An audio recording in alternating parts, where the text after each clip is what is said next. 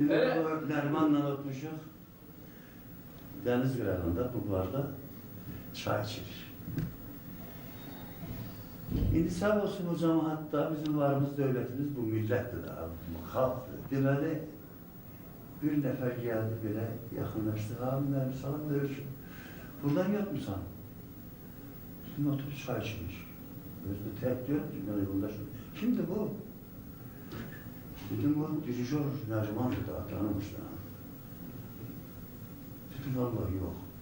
Dedim dirijör Neriman'ı tanımışlar. 40 dedi, bu Tres'te de aşırsınız.